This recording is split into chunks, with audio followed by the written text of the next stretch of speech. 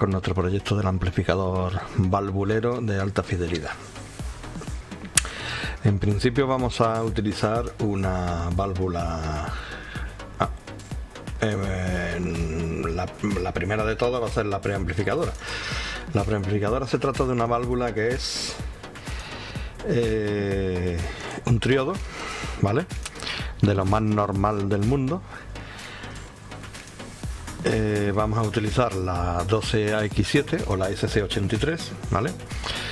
Para ello vamos a tener que coger el propio datasheet del fabricante, ¿vale?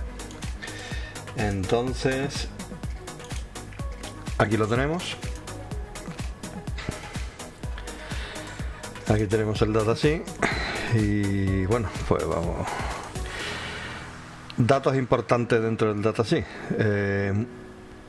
Lo primero que tiene que tener datasheet es la curva, la respuesta o las curvas de respuesta de la válvula en placa, ¿vale? En ánodo, donde tiene en el eje X una tensión que es la que vamos a alimentar la válvula, y en el eje Y una corriente expresada en miliamperios, que es la corriente de placa o la corriente que va a atravesar la válvula, ¿vale? Esto es fundamental. Si no tenemos esto, prácticamente no tenemos nada. Y otra cosa que necesitamos es las características de por sí de la propia válvula, ¿no? Aquí tenemos el tipo de válvula que es, con los límites, los valores límites que admite. En este caso nos está diciendo el fabricante que son 300 voltios de tensión de placa de ánodo máximo, una potencia de disipación de 1 vatio máximo y una corriente de cátodo de 8 miliamperios máximo. Nos dan muchos más valores, pero bueno, a nosotros lo que más nos interesa es que no podemos sobrepasarnos de los 300 voltios y no podemos sobrepasarnos lógicamente del vatio de disipación. Esto es muy importante. Esto es muy importante porque nosotros tenemos que configurar nuestra polarización en la válvula mirando varios aspectos. Primero, que no sobrepase lógicamente el vatio de consumo. Si sobrepasa el vatio de consumo, estamos mal polarizando la válvula y lógicamente lo que es el ánodo se nos va a recalentar más de la cuenta, se pone al rojo vivo, que se ve físicamente incluso que se está poniendo al rojo vivo, y la válvula duraría minutos o momentos porque se estropearía inmediatamente, ¿vale? Muy bien, pues teniendo esto claro, 300 voltios máximo y 1 vatio, y la corriente de cátodo no superior a los 8 miliamperios, nosotros tenemos que buscar dentro de las curvas el punto óptimo donde nosotros queremos funcionar. La curva, si observamos, estos son los diferentes tipos de tensión que le estamos aplicando. O sea, no que le estamos aplicando, sino que hay entre la rejilla y el cátodo, que el mínimo 0, y luego pues va bajando en 1 voltio, menos 1 voltio, menos 2 voltios, menos 3 voltios. A ver una cosita, a ver si lo pone aquí. Sí. Mira, nos está diciendo que también, esto también es importante, que la tensión que le estamos aplicando a la reja, la característica es de menos 2 voltios. Vamos a intentar mantener esto así. Vale, con esto nos simplifica bastante el cálculo, ¿no? Primero, nosotros buscamos siempre el estar en la parte más plana de la curva, porque así va a haber menos distorsión. Mientras más plana sea la curva, más lineal es el amplificador en clase A. Mientras más nos pegamos a las curvas de abajo, que ya vemos que hay aquí una curva que no es plana, más distorsiona la válvula. Posiblemente menos consuma, más amplifique, pero más distorsiona. Para un amplificador IFI nos interesa que la curva sea lo más plana posible. para un amplificador de guitarra, pues normalmente se van a las partes bajas de las curvas, porque lo que interesa es que cuando tú satures distorsiones, ¿vale? En la mayoría de los casos, cuando hablamos de marcas como Marshall o como Peavey o como Boss y demás, ¿no? Entonces, cuando sube nivel, pues se mete más en la curva, en la parte curva de esta línea, en esta respuesta, y empieza a distorsionar. Pero ese no es nuestro caso. Nuestro caso es que sea lo más lineal posible y que no distorsione. Para no distorsionar, pues tenemos que irnos a una parte plana. Hasta ahí correcto, ¿no? Otro aspecto fundamental es la ganancia, que también la vamos a calcular. Esto hablamos de que esto es un amplificador de tensión, no de potencia. Quiere decir que a una tensión a su entrada dada nos va a dar a su salida una tensión X veces mayor. Es un amplificador de tensión. Bueno, pues visto lo visto, pues lo que tenemos que hacer ahora es irnos a la teoría. Estamos en la teoría. Aquí tenemos nuestra tabla de curvas que nos da el fabricante. Dijimos que a ver si yo puedo pintar aquí. Vamos a ver si yo puedo escribir aquí en negro. Dijimos que la potencia de disipación debe de ser igual o menor a 1 vatio, y que la tensión de ánodo menor a 300 voltios. ¿Vale? Bueno, pues entonces nosotros vamos a elegir una tensión inferior a esta, y dijimos también que la intensidad de cátodo debe de ser menor a 8 miliamperios. Bien, tenemos que elegir un punto de funcionamiento donde no nos pasemos de ninguno de estos tres parámetros.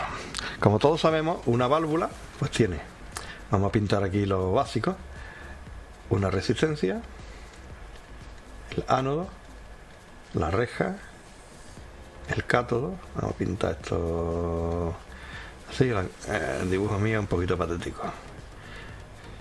Y tendríamos esto iría a más V y esto a tierra.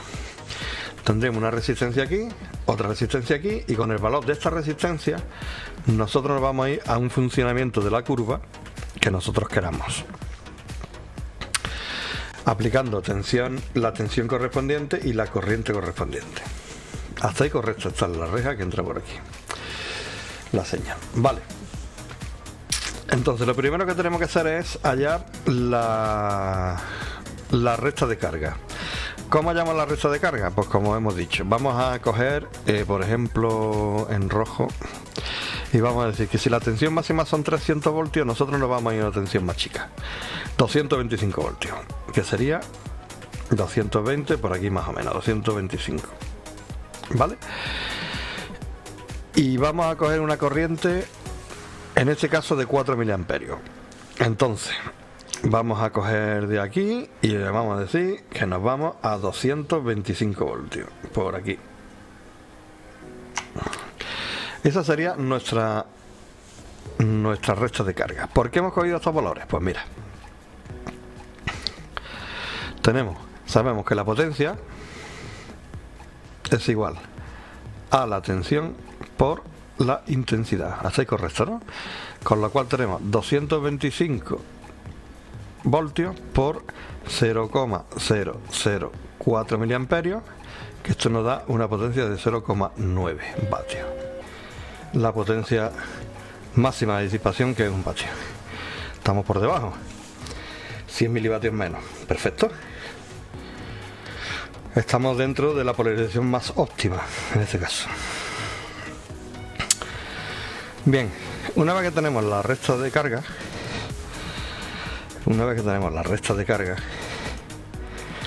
y hemos elegido 225 voltios aquí y 4 miliamperios aquí, ya podemos calcular la RK. la RA, perdón.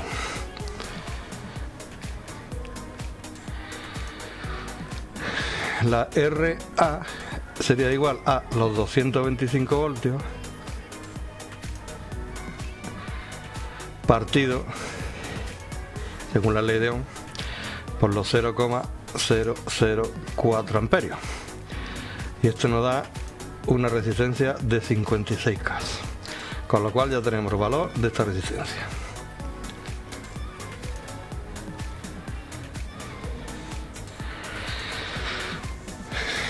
Otra característica para que esto sea un clase A ya de libro es que la resistencia, esta es la RK, la R vamos a poner aquí RK para no confundirnos, la resistencia de ánodo debe de ser mayor a la resistencia de cátodo. Siempre. Ni igual ni menor, mayor. ¿Vale? Porque lo que hace es que aquí mantiene una tensión mucho más alta que aquí. Muchísimo más alta que aquí. Vale, bueno, pues una vez aquí vamos a ponernos en la tesitura que nos decía el fabricante, que la tensión de reja típica sería 2 voltios. Para yo tener 2 voltios necesito poner el cátodo a menos 1 voltio. O sea, si aquí tengo 0 voltios, entre aquí y aquí habrá menos 1 voltio. Hay 1 voltio de diferencia. ¿Vale? Como aquí estamos aplicando una señal alterna, cuando yo tengo 0, tengo 1 voltio. Cuando estoy en el pico alto, tendré aquí 0 voltios. Y cuando estoy en el pico bajo, tendré aquí menos 2 voltios. Aproximadamente. ¿Vale? Eso es lo que yo tengo. Este es realmente nuestro punto de polarización. El voltio aquí. No lo ponemos más bajo. O sea, no empezamos menos 2 porque cuando yo tenga punto bajo ya estaríamos en menos 4, con lo cual nos pasamos del funcionamiento lógico y típico de lo que el fabricante nos dice, ¿vale? Entonces, eso es un dato ya a tener claro, que yo tengo que tener aquí menos 1 voltio. Bien, volvamos de nuevo, ahora volvemos ahí, volvamos de nuevo a la recta de carga.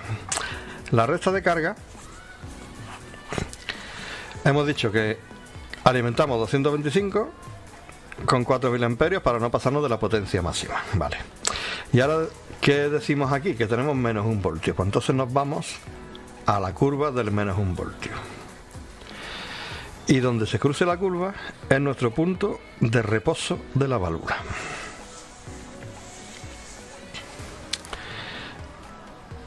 Este es el vías, el punto de reposo. ¿Vale? De aquí sacamos lo siguiente. Porque ahora lo que tenemos, el paso siguiente sería calcular la RK. Para calcular la RK necesitamos saber la tensión, necesitamos saber la corriente que pasa por aquí. ¿Vale? Pues entonces, como este es nuestro punto, que es la intersección, la tensión que tenemos aquí es esta y la corriente que tenemos aquí es esta. La tensión parece ser que más o menos va de 2 en 2, pues unos 151 voltios. Y la corriente estaría en 1,25 miliamperios. ¿Vale? Vale, pues ya sabemos la corriente. Por aquí tiene que pasar 1,25 miliamperios. Ya podemos calcularlo, ¿verdad? Tenemos que RK sería igual a 1 voltio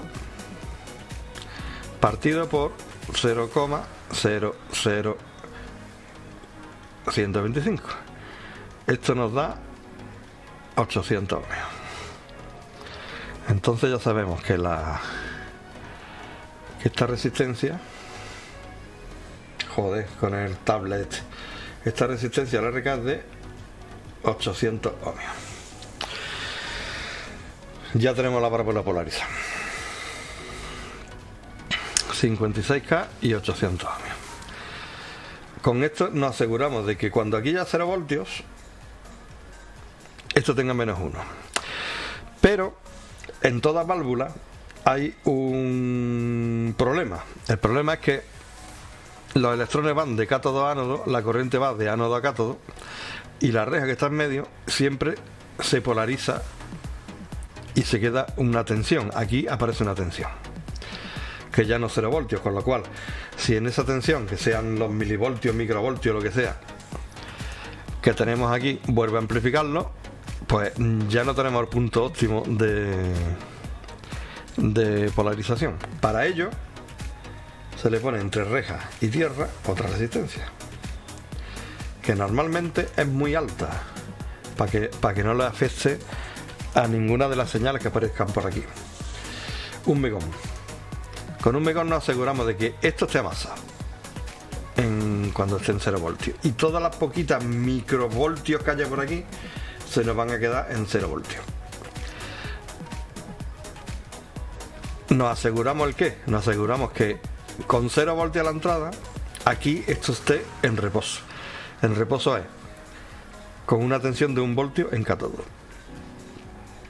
Que lógicamente, si nos vamos aquí a la tabla esta, dice tenemos menos 1 voltio en cátodo. Pero ¿qué tenemos aquí? Después de los 200, aquí tenemos 225 voltios que tenemos aquí. Aquí tenemos 151 voltios.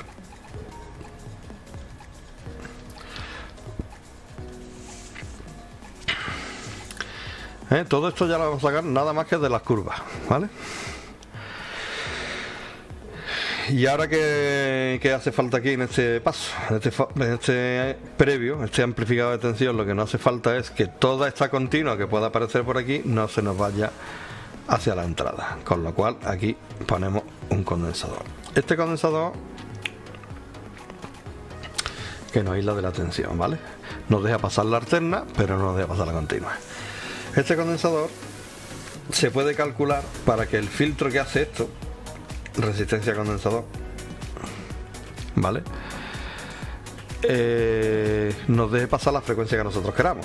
En este caso, como es IFI, sería de 20 a 20 kHz. Pero vamos, las diferencias son mínimas de coger y calcular un condensador concreto, a no ser que necesite de verdad cortar frecuencias y diga yo no quiero empezar a amplificar en 20 Hz, quiero empezar a amplificar en 1 kHz, ¿no? Pues en 1 kHz ya la cosa cambia. No, si tú pones aquí 10 nanofaradios, tienes más que de sobra. Al igual que aquí nosotros tenemos otro condensador de salida que también lo vamos a poner del mismo valor. Hay que tener en cuenta que esto, en este caso no, aquí es 0 voltios, pero en este caso aquí 151 voltios. Este condensador tiene que ser de soportar tensiones altas. Y otra característica que se le hace a las válvulas es que ahorra eso, porque no hace falta el espacio. Es que como esto está trabajando con señales alternas, aquí hay una capacidad entre ánodo y reja, hay otra capacidad entre reja y cátodo. Las señales alternas se nos van a ir tanto por aquí arriba como por aquí abajo. Esa es la importancia que tiene, es el efecto Miller que se llama, esa es la importancia que tiene estas capacidades, ¿vale? Que deben de ser lo suficientemente permisivas para que esa alterna se vaya por el lugar más adecuado, que es por donde menos resistencia le va a ofrecer, que es por la resistencia interna de las capacidades. Pues todas esas señales que pueden pasar de aquí a aquí o de aquí a aquí, sobre todo la que más nos interesa es la de reja cátodo, porque estamos amplificando esta que es una señal muy pequeñita. Hablamos de los milivoltios, de 1 milivoltio pico a pico, 0,5 milivoltios pico a pico, ¿vale? No se nos vaya, o sea, no nos afecte al funcionamiento. Para ello, lo que normalmente se hace es que se le pone aquí un condensador, normalmente electrolítico porque es de una capacidad elevada, y por referencia son 50 microfaradios, de 47 microfaradios en adelante. Esto, ¿qué es lo que nos hace? Nos hace que la alterna que pueda haber aquí se vaya a tierra. Y a su vez, la continua que hay, como no pasa por aquí, se mantiene haciendo su función, que es la polarización de cátodo con respecto a placa. ¿Vale? Curturilla. Cuando este condensador casca, normalmente el amplificador o no gana, o gana muy poco, o no se escucha, porque todas las frecuencias alternas que traen aquí se nos van por esta resistencia. ¿Vale?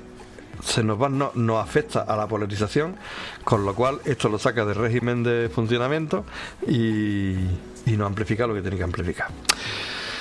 Bueno, más cosas. Ya hemos calculado la resistencia de cátodo, hemos calculado la resistencia de ánodo, sabemos el funcionamiento que tienen estos condensadores, sabemos que tenemos que dejar eso a 0 voltios cuando no haya señal, y para ello ponemos aquí una resistencia de 1 megón muy alta para que no nos afecte. En fin, ya tenemos esto polarizado. Pero ahora ya, como curiosidad, decimos, bueno, ¿y esto cuánto amplifica? O sea, ¿cuál es la relación de amplificación de este previo? Porque podemos haber hecho unos cálculos y la relación es muy baja, o podemos haber hecho unos cálculos y la relación es tan alta que se sale de parámetros, ¿no? El fabricante, si nos vamos de nuevo al datasheet, nos va a decir que esto anda alrededor de los 30. Un U de 30. Vamos a ponerlo por aquí, a ver dónde tengo el cursor aquí. Joder, venga. Tenemos un mu igual a 30 o 33. Esto no lo consiguen ni ellos, ¿vale? ¿Cómo calculamos eso? Pues mira, vamos a coger nuestro punto de funcionamiento de régimen de polarización es este. Entonces, que estamos a los menos 1 voltio. Sabemos que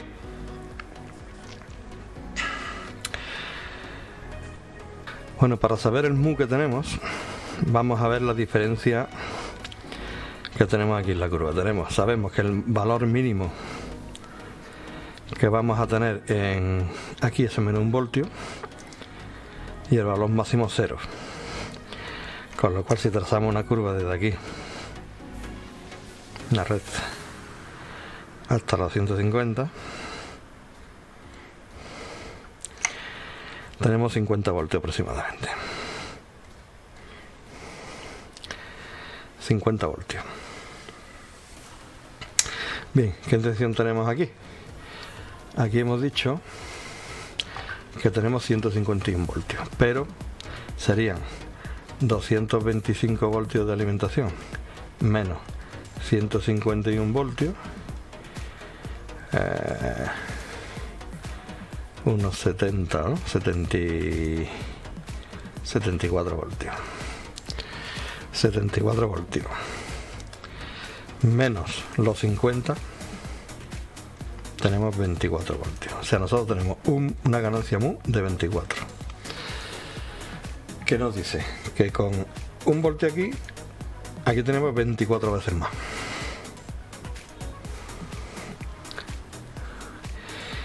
Bueno, pues ya tenemos la prueba polarizada con todos los datos relevantes a nuestro preamplificador. Pasamos a simularlo.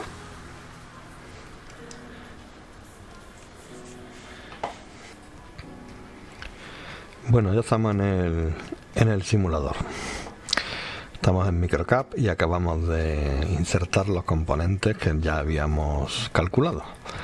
Resistencia de ánodo en 56K, resistencia de cátodo 800 ohmios, el megón de la resistencia de reja, que se llama Grid Stopper, 10 nanos a la entrada de capacidad, 10 nanos de salida, 225 voltios de tensión de alimentación y una fuente de señal que en este caso la tenemos de 5 milivoltios pico a pico con una frecuencia de 1 kHz. Vale, aquí hemos puesto una impedancia alta, un megón, suponiendo que nosotros tenemos en cascada otro triodo, pues tenemos aquí el megón. Sería esta parte que ya está puesta aquí, ¿vale? Vamos a mirar la tensión que tenemos en el nodo número 5 y la tensión que tenemos en el nodo número 6. Aquí he puesto una 12X7, pero bueno, es lo mismo que la SC83. Vale, pues vamos a hacer el análisis. Lo corremos.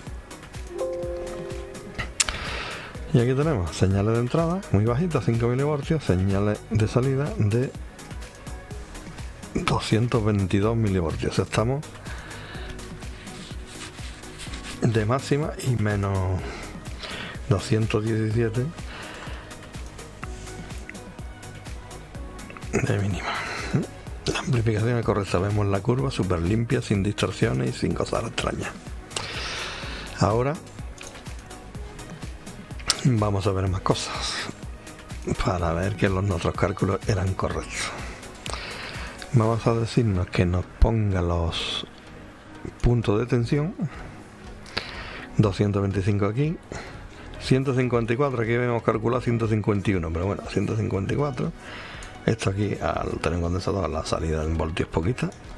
Esto aquí al tener un condensador, la salida en voltios poquita. Aquí en cátodo tenemos 1 voltio, que es lo que habíamos calculado, con lo que nos está diciendo que esta tensión es correcta y esa tensión es correcta. 154 en vez de 151, ¿por qué? Bueno, esto también tiene una resistencia interna que nosotros no la hemos contemplado, ¿vale? Pero bueno, las corrientes, pues aquí la tenemos, la importante, 1,26, teníamos 1,25 de polarización y aquí aparece 1,26. Con lo cual el cálculo ha sido totalmente correcto. Creo que no hay duda. Así que bueno, me doy por satisfecho que las polarizaciones están correctas y me doy por satisfecho de que el análisis, las curvas son preciosas, sin ningún tipo de anomalía. Me gusta. Venga, hasta otra.